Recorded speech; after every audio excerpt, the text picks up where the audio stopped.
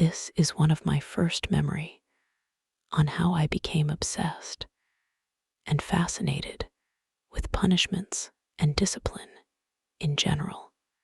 When I was 12 years old and visiting my aunt's house, I sat on the couch when suddenly my aunt's sharp voice cut through the calm, calling my cousin Michael to the corner. My cousin Michael froze. He looked like a child caught in something far greater than himself.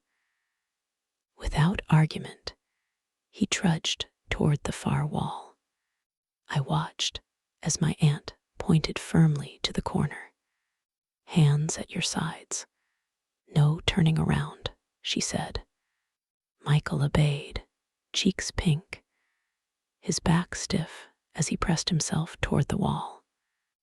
Anna felt a strange mix of curiosity and awe. I had never seen my cousin so silent, so vulnerable, so completely under someone else's control.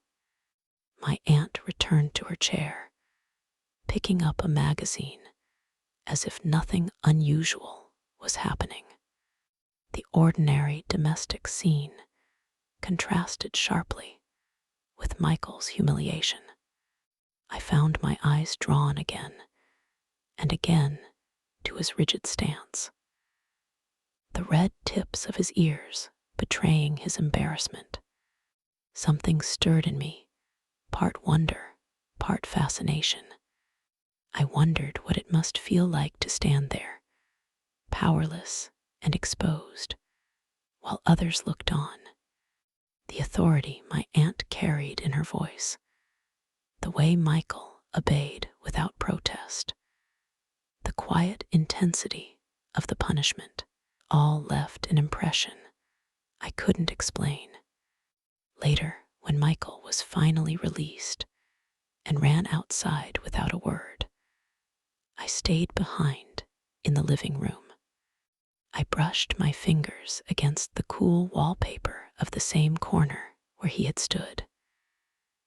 For the first time, I began to imagine discipline not only as a rule or a scolding, but as something deeper, almost ritualistic, feeling a strange feeling of butterflies on my stomach and a tingling below.